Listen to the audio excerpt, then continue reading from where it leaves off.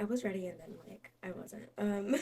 Hello, welcome back to my channel. My name is Kennedy and today I'm going to be giving you my honest ranking of Lemonade Mouth songs. When this movie first aired on Disney Channel in 2011, I was all over it. So much so I made my parents get the lemonade Capri Suns instead of the fruit punch for like 2 months. My cousin, my sister and I would claim characters and I would always choose Stella Yamada.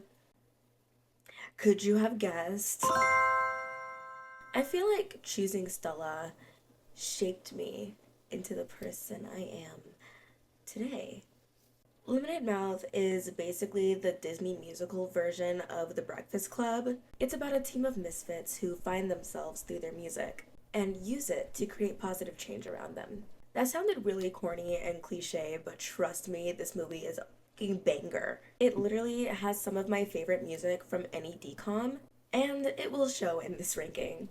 First, I just want to lay down just a couple of ground rules. I will be ranking every song that is on the official soundtrack, including mid-slide crush songs. Yes, I said mid-slide, not mudslide. And the bonus song that nobody talks about. I will be using this rubric to score each song. Let me make it bigger for you so you know what I'm talking about. The three categories are vocal performance, plot purpose, and replay value. Each category can earn up to 5 points, and it will average out to its final score. With this movie in particular, each plot score will be pretty high since each song is very much woven into the plot. There are a couple of songs that have the same score, so I will rank them to align with my personal preference.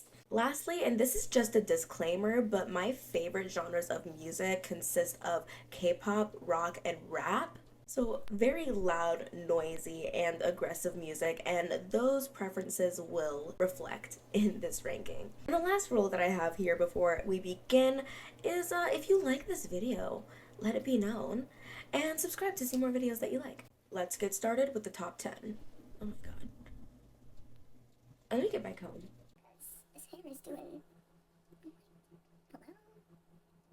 Hello? Okay.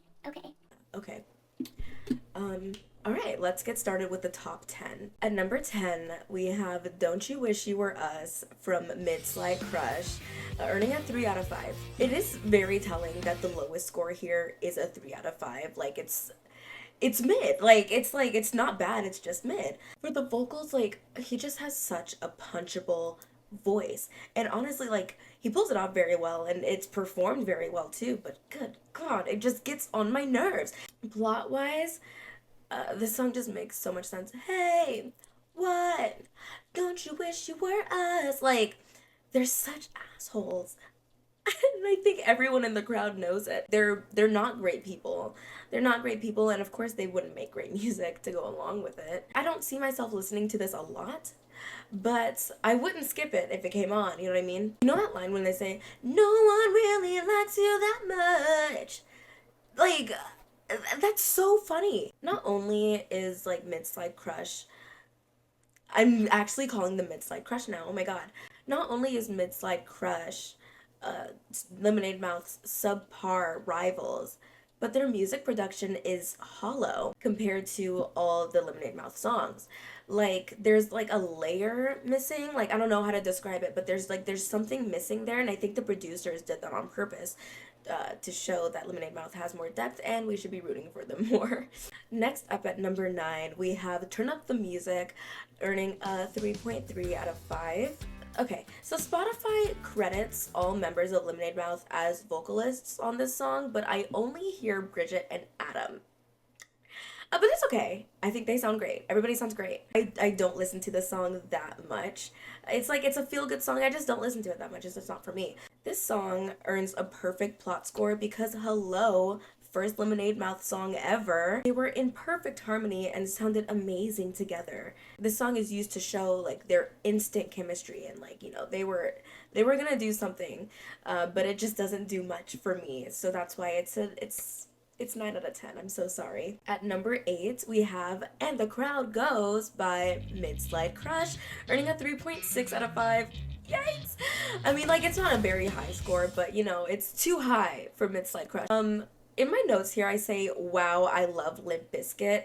I just think this song is so Limp Bizkit coded. I'm really sorry. I'm really sorry to anybody that loves Limp Bizkit and hates having fun. But it just, oh wow, like I don't know. Like, it's a really fun vocal delivery and it matches the energy of the characters that sing it. Despite it being very shallow and meaningless, it's a banger, unfortunately. It's fun. It's fun. I like it. And the crowd goes, like, but it earns like a 4 out of 5 plot score because this song is used to introduce Lemonade Mouth's rival, right, Mid-Slide Crush. The main performers in this band are also soccer players, and they are part of the system that Lemonade Mouth rebels against, and they benefit from it. These lyrics are shallow, and I think it shows that these guys don't care about making music that matters, but about having fun and boosting their egos. It's a fun song, though. I like listening to it. Oh well. At number 7, we have Breakthrough by Lemonade Mouth, scoring a 3.6 out of 5, just like the previous one. Vocally, it's pretty solid and standard. Nobody really stands out in a good or bad way, so it just gets like a regular 3, you know? Perfect plot score. Obviously, this is the song that they perform at Madison Square Garden. This is the song that they use to show us that they made it. Lemonade Mouth made it. It just like perfectly, wraps up their story in like a nice little bow. This is their biggest stage yet. They're happy. They won. On a personal note, I hate that everyone is mobile on stage except for Charlie. Like, I feel so bad for him. Like, he's just there, like, drumming in the back, and then everybody's like, here comes the breakthrough. Like, and then he's not even singing, like he's not, like, I think they show him mic'd up, but like for what? Like, I also hate that Mo's stupid cheating boyfriend is on stage with them on their biggest stage yet. I hate that he's there. I hate that he's there. But that's a beef for another time. At number 6, we have More Than a Band, scoring a 3.6 out of 5. All of the actors are credited on this song, and I can hear them! Yay! It's pretty good. Like, I actually hear a little bit of Blake Michael, like, okay, Charlie, we hear you. Can someone get him a job, please? I mean that with all the love in my heart. Plot score, again, perfect 5. This song means so much to the band as characters. This is the song that they make after opening up to each other about their personal lives and their personal struggles. Throughout the whole movie, we were in the dark about where Olivia's dad is, but we find out that he's in prison, and homegirl starts crying. So Stella, my girl Stella, whips out her guitar, and they make this banger. It's important for them to have this song because this is before, hits the fan. Like, on a replay value level, though, it scores pretty low because I'm not listening to this. All I can think about when I hear this song is trauma dumping, and it makes me sad. At number 5, we have Here We Go, earning 4 out of 5. Vocally, they're mad, and we can tell. Adam and Haley pull this off more than Bridget, but it doesn't bother me much. Plot-wise, again, perfect plot score. This is the song that put them on the principal's blacklist because it encouraged the students to rebel against him. They were really bold for doing this on their debut stage, but that's what made them so instantly iconic. Replay-wise, it scores pretty low because it's not my favorite Lemonade Mouth song, but it's not their worst, you know what I mean? This might be a little controversial, but at number 4, we have She's So Gone, earning 4.6 out of 5. Like, it was almost perfect. This whole song was almost a perfect 5. We'll get to why that it's not in just a moment here. But vocally, Naomi Scott stole the show with this. A lot of people may tell you this is Lemonade Mouth's best song, and that's very telling of her performance. It's the song that made all of us at home ask, now why isn't she the lead singer? And replay wise, like, this is a certified hood classic. Like, we never skip She's So Gone. We never skip She's So Gone. That is a rule, that is a law. Plot wise, see, here are my gripes. Seeing Mo gain confidence and take the lead on this song is absolutely amazing. She performs this song at the pizza joint and rizzes up a stranger, like the iconic like look in like the napkin holder, like the reflection that she gives herself, like she's serenading herself, like she's in her bag. Her cheating ex is there watching her get over him in real time. It breaks him. And it's honestly one of the most satisfying scenes in the entire movie. Only for her to take him back at the end.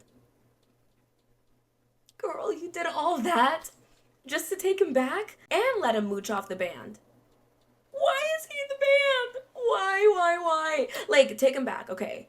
Don't let him in the. Anyways, here's my theory. And this is the theory that I came up with as I was writing this because I was using my critical thinking skills. Because plot wise, it would have scored lower. Plot wise, it would have been a 3. But it became a 4 because critical thinking. Maybe, just maybe, and stay with me here. This song is actually about her dad.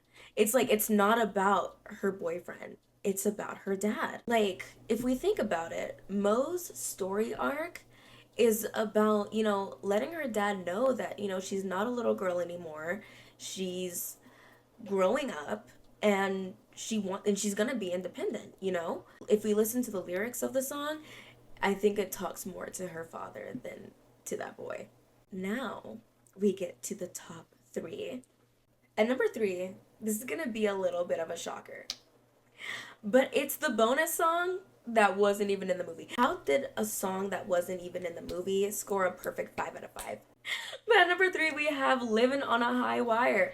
Like, Rent was due for all of them. Oh my god, they sound so good. Like, the vocals sound so good, I have no notes. The vocal improvement from, like, the regular movie songs and this song is so jarring. I'm like, how far apart were these songs made?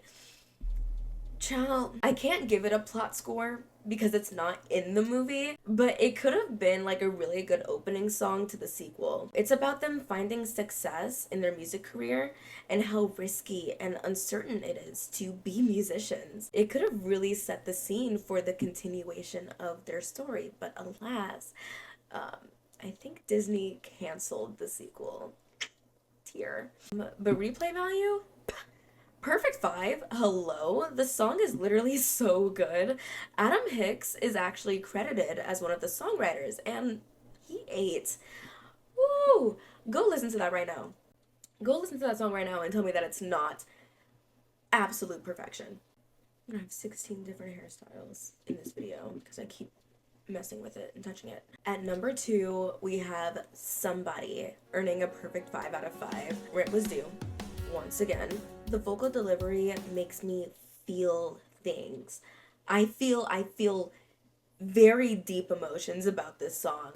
Bridget's character, Olivia, had very deep feelings as well when she wrote and performed it, and it translates. Plot-wise, again, another perfect 5. This is the song that convinces the band to pursue their dreams. Right before the song begins, Stella is trying to convince the band to give a more heavier sound, and she is very pushy about it. And she does this like certain riff that's like supposed to be like, I don't know, maybe like the lead melody of the song, but she snuck it into the bridge. If you listen closely, like she snuck that into the bridge of the song. And it's such like a tiny little detail that I don't see people talking about much, but it like absolutely, it makes me love this song so much more. Like, that is a very like non-verbal way of conveying that Stella is willing to put her ego and individualism aside for the good of the band. And it just makes me feel things. Oh my god. And then Replay, it earns a perfect 5, even though it's a little slow for my taste, but I love the message behind the song. I think they cut the second verse from the movie, but I really like the harmonies. I really like the line, "'Cause we're standing on the edge now. It's a long way down, and I say, oh, like, come on!" Also, the bridge is absolutely beautiful. Like, do you hear, like, Win on the keys? Oh, he going ham. This song is so good. I forgot the music teacher's name, but, like, she's in the hallway just singing along like it's a church song. Like this song touches souls, you know. Last but not least, we have number one, and you know, I just want everybody to act surprised that this is number one, but we have Determinate earning a perfect 5 out of 5. Act surprised. Come on, gasp. Vocally, okay, right. This song uses some vocal altering tools, but it suits the vibe of the song perfectly, so I do not care. They credit Adam, Bridget, Naomi, and Haley, and I actually hear all of them on this song. I want to believe that it's Naomi doing the high note at the end of the bridge. She has a very strong voice, a very strong vocal presence, and I think that's her. And we know that Adam ate that bridge up. We know he ate that rap. I know I hear Haley doing the ad libs. It's so full of energy, and I absolutely love the song. Plot wise, come on now, this is their debut stage. This is the first song that anybody hears from Lemonade Mouth. Not the teacher though. This is the first song that the masses hear from Lemonade Mouth. You know, nobody knows these kids. And this is their first impression on the school. And they made a lasting impression. Yes, they did. And you know, honestly, this is probably the first song that comes to mind when you think of Lemonade Mouth. Is it not? It's either this one or She's So Gone. Let's be so for real. Replay? Another 5 out of 5. They did their big one with this. It has such a great song structure. The slow burn beginning is so perfect and it doesn't drag too long. It always gets me pumped up, and I'd make it a karaoke song if I could find my when, you know what I mean? Because I can't rap that fast. It's when I'm heaven saying, you know, like, I can't do all that. But also like the post chorus, you know I gotta do it. No, that's the pre-chorus. What is the post-chorus? Whatever it is, it is. Yes, yes, yes, that is all I have today. Thank you guys so much for watching my very predictable ranking of Lemonade Mouth songs. It was very fun to complete. Even though I don't think the story calls for it, I am so upset that Disney canceled the sequel. I would have loved more music from them. This might be another unpopular opinion, but does anyone else notice a difference in Bridget Mendler's vocal tone between Lemonade Mouth and Hello My Name Is? They sound like completely different singers, if I'm being honest. Maybe it's because Bridget is playing a character for Lemonade Mouth, and even like when she's saying the opening for Good Luck Charlie, you know, like that is one voice, and then for Hello My Name Is, like that's maybe her voice, but it seems more altered than the Lemonade Mouth / Good Luck Charlie vocal tone. I don't know. They sound like completely different singers in my opinion, and they're only a year apart. In regards to like release date. That's just my ears, maybe I'm the only one. But anyways, please tell me what your favorite songs are from this movie. And if you want more random discussions, kind of like these on a more frequent basis, go ahead and join my live streams. I go live every Tuesday and Thursday at 9:30 p.m. Mountain Standard Time. Thank you guys so much for watching. This was Kennedy. Bye! Sound